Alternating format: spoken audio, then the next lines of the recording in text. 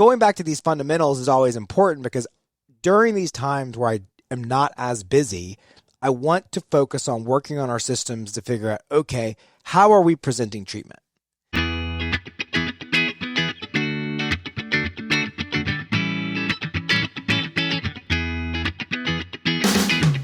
Welcome back to the Millennial Dentist Podcast, a podcast all about working smarter, not harder. Pushing dentists to go beyond dental school dentistry and build the practice of your dreams. Here is your host, the Millennial Dentist himself, Dr. Sully Sullivan. Welcome back, everybody, to the Millennial Dentist Podcast. I hope you're having a fantastic day wherever you are. Super pumped to jump into this episode. Today, we're going to talk about what do we do when schedule falls apart, we're not as busy, we're going through what feels like a downtime. How do we maximize that stuff? So I'm going to give you some good practical ideas, real time, to do that. Before we get started, if you haven't joined the app, please go download the app, the 3D Dentist app on the App Store, on the Android Play Store, wherever you can download apps, it's there. And great community where we post lots of content. And then check out the Growth Club, right? The Growth Club is something we're rolling out. If you haven't heard about Growth Club, it's essentially our buying/study club. One of the cool things about Growth Club I don't think I mentioned is the live surgeries and live procedures content, right? So last Tuesday, I did a dual arch hybrid with Neodent, digital workflow, all in the app. This coming Tuesday, I'm going to do a single implant number 29 and 8 veneers on the anterior. So there are like constantly cool stuff going on the app. Plus, there's the buyer's club. So you're getting Neodent implants for $160 an implant, Candid Pro cases for $10.29, and other awesome deals. So check out the Growth Club just go on our app and ask about it. You'll see tons of stuff. So let's jump into it today, though. So today, this kind of is top of mind. And typically, like, obviously what you probably see most of the time from my podcast is that a lot of it's day in life stuff that we're going to on a day in out basis. And how do we try to, maximize our success to grow and have fun and help people and provide clinical excellence. That's kind of the gist of it, right? And this week specifically, we're seeing we're not as busy, open holes on the schedule. And this is stressful, right? This is stressful to all of us, especially when you're used to being booked out a lot, like some of you are. When you start noticing holes in hygiene, holes in the doctor's schedule, that can start to creep up a little bit of stress or anxiety. And the challenge with that is that when that happens, it almost sends you back into that initial sort of survival mode, which isn't a great place to be because that's where you typically don't operate from abundance. You operate with more of a scarcity mindset, and I don't think you make the best decisions.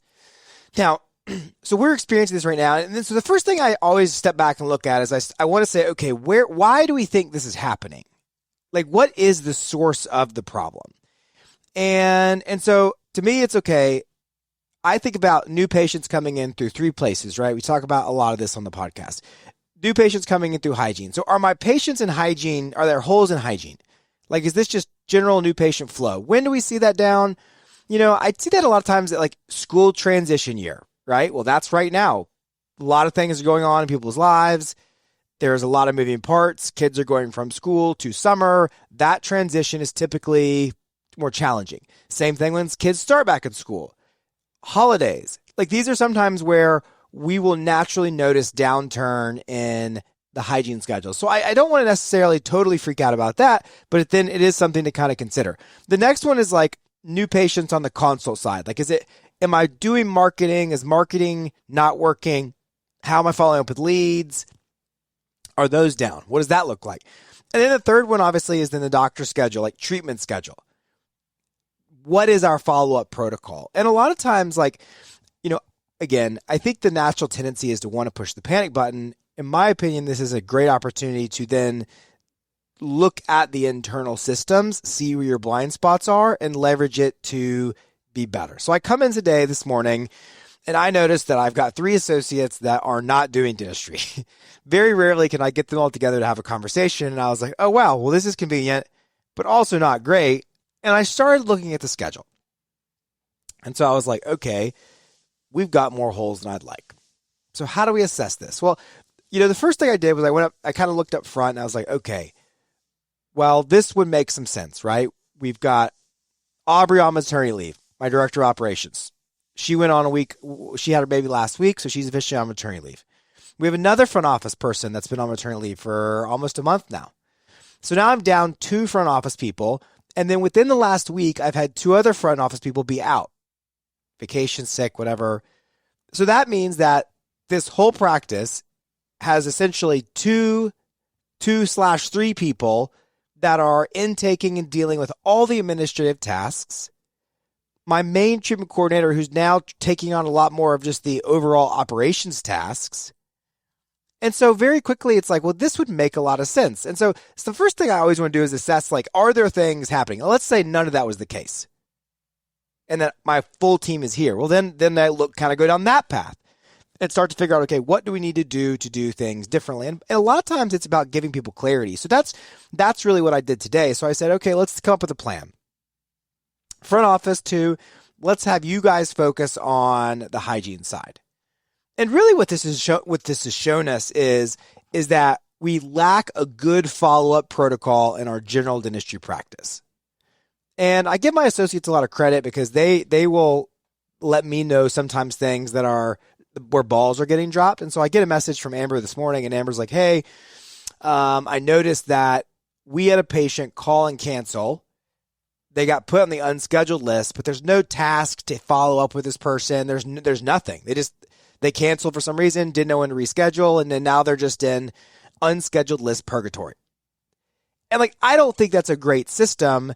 And so to me, I got to say, okay, when this happens, when people call and cancel, how do we get them to a treatment coordinator, to the treatment coordinator's book of business, where they feel like they have a good hold and understanding on these patients? And then we just moved softwares, right? Now we're using VoiceStack, which is a AI-driven phone answering service that allows us to record all our phone calls and then provide AI transcripts and summaries that we could copy and paste into the notes. This should be pretty helpful so that when, say, Sydney, my treatment coordinator, is trying to follow up with patients, they should have a list of these patients, and then they should have summaries of where these patients are at. Where was the last phone call that landed? And then I've got to have some way of them following up and tracking with this. So that's kind of what I did this morning. Was I kind of sat down and said, okay, let's have a conversation about what our current protocol is. How do we improve this protocol? Let's make sure that these patients are getting tasked to Sydney so that she could create a book of business as a treatment coordinator to follow up with patients when the schedule becomes light. Then meanwhile, the messaging has to change to the rest of the team is that, hey, maybe normally when you're op, when you have time off, or you're not busy, you clean your op. Maybe you do X, Y, or Z task. Right now, I just want to make sure we're answering the phone. I think the Sullivan Dental Partners over the past 30 days is struggling to meet the demand of the phone calls and just get in touch with people to get them on the schedule, get their questions answered, call patients back that we missed, call leads for the second, for the third, for the fourth time. That is kind of the natural hustle that has to take place that I think we forget. And so, I look at every missed call that was a new patient, I should be, going to look at. Now, here's kind of another thing that I learned kind of going through this process of getting curious, right? And to me, that is has to be a theme of the moment, is we always have to look at how do we get curious. So I also went up front and I asked one of my team members, I said, hey, I know we're a little short up here right now. We're trying to get through this moment. How do we deal with going back through missed calls? What's your strategy? And what she said, I copy and paste the phone number into our PMS, and then I search the name to see if a name pops up. That way I kind of know who this call was from. And she goes, if I know who the patient is, then I call them back first. And I was like, wait a second. I was like, well, that doesn't seem like a great strategy. I was like, well, it's a strategy though, nonetheless. So I could appreciate the strategy, right? But then she said, so I said, well, when do you follow up with the new patient? She was like, well, those phone calls typically take longer, so I usually save those till the end. And then obviously if you're listening to this and you listened before, you would see my the red lights going off, the fire in my head going up of well, you realize that one new patient could be the equivalent of 5 or 6 phone calls because the value, potential value of that patient based off what they want. Not to mention I'm paying 25, 30 grand a month to make the phone ring for new patient consults for people interested in really, truly changing and doing comprehensive dentistry. I'm not trying to neglect the patients that are here. I just know those people will call back. The one that finally picked up the phone because they've been nervous about calling and called and we didn't answer, they may not call back. So part of that curiousness of asking, hey, what are you doing? How are you doing it? Is really important that you don't just jump into this is what I want you to do or make assumptions, because I am curious what's happening, because it gives me insight into maybe why things are the way they are. I can't just go hire people at will when someone, goes on maternity leave. So I have to figure out, how do we deal with this dip in economy, my own team, vacation, whatever it is. How do we then maximize our success during those dips? We all know that they're going to come. The second thing that I do is I typically look to my doctors and I say, hey, this is the opportunity for us to leverage growing in technology, growing in design, clinically leveling up, working with your assistants, and then getting your assistants to look at maybe following up with some of your patients, who's ready for treatment, who's not ready for treatment, organizing your photography, building your brand. Another thing this morning I did was, we're trying to move into virtual consults. So I filmed the virtual consult video that we'll showcase on our Instagram and socials that they will watch and then be able to click on the link to know what to do. So it's like trying to maximize, trying to be productive when I'm not necessarily with a handpiece. Like that mentality is very, very important, I think, to ultimately your success. And then we have to understand that it's just part of a natural ebb and flow. And so I want to have built-in things to do so that when things do ramp back up, I've improved my systems to maybe mitigate the next down slump, the next downturn in the economy, et cetera, what that is. Now, kind of going back to this idea of, well, what if you didn't have those problems and you still had issues? That's when I go back to the fundamentals. And the fundamentals for us, right, are how do we maximize awareness with our patients?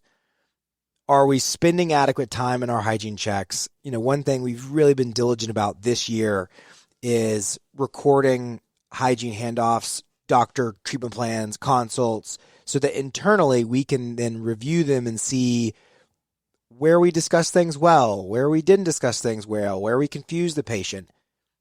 That's been very, very helpful. I still think that we struggle with maximizing awareness on what we can do. And then I think even probably more so, once you start to kind of get over that hump, the two areas of focus that I noticed that we are losing out on opportunity are going to be the communication into getting someone to the financial menu. And so when I review trackers of some of the doctors we work with in our mastermind programs, which is like their numbers and kind of their different data that we analyze, one of the things that we're tracking is the amount of applications and third-party financing that they're doing, the amount of financing that's getting done, and the overall percentage of collections that was financed that month. I know that if someone is doing less than $10,000, less than 2-3%, less than 5% of financing, and look, this is easy data for you guys to look at. If you're in Mastermind, go look at your tracker. If you're not, just look at, okay, in March, we did this amount of money. We did this amount of much in financing, and what's that percentage? If it's lower than 5%, 10%, there's a lot of room for improvement here. Healthy practices that I see run on a 20 to 30% margin each month on overall financing.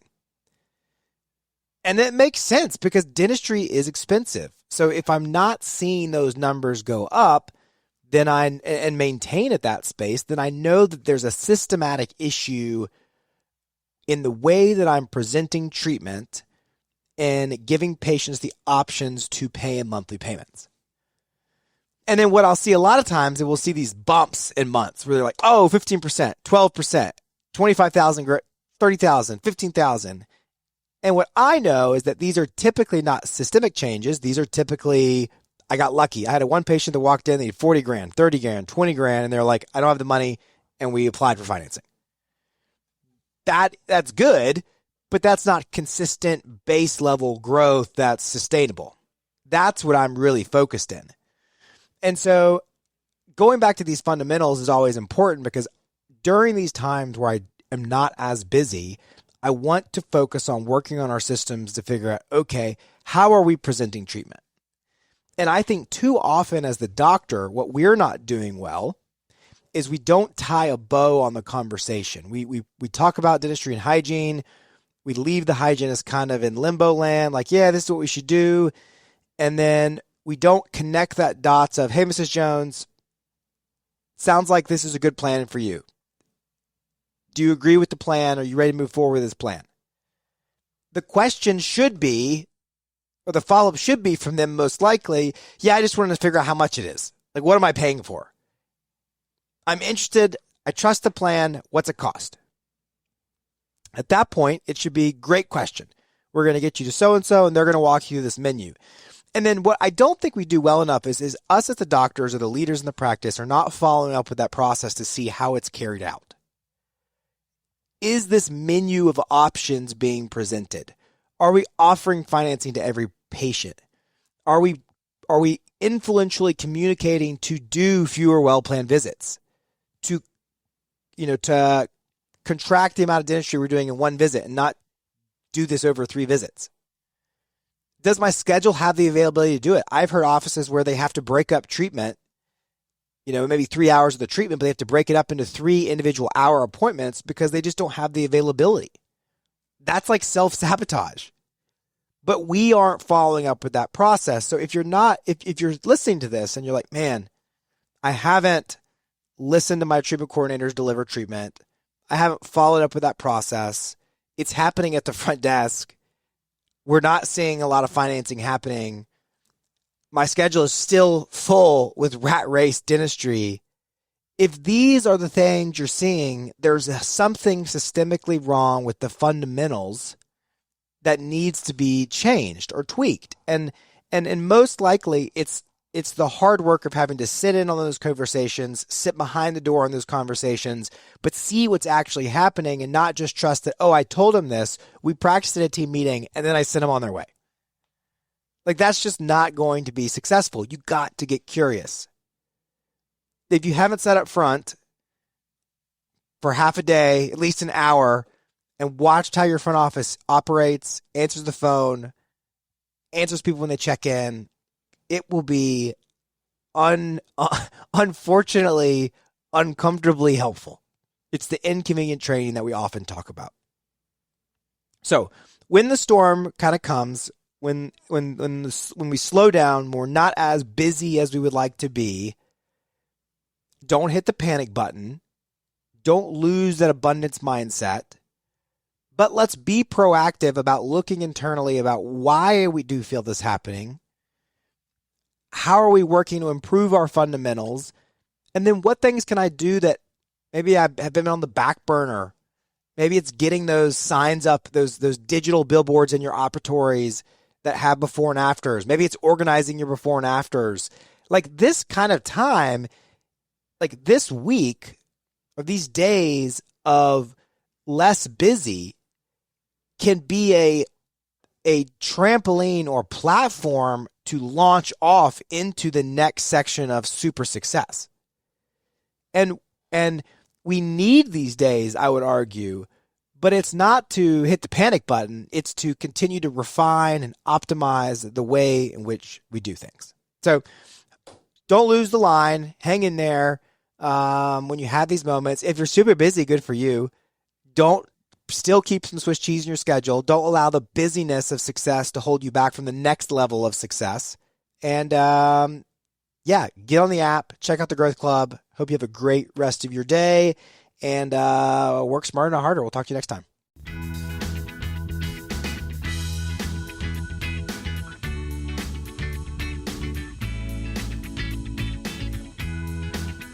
Thank you for listening to The Millennial Dentist. visit us online at millennialdentist.com.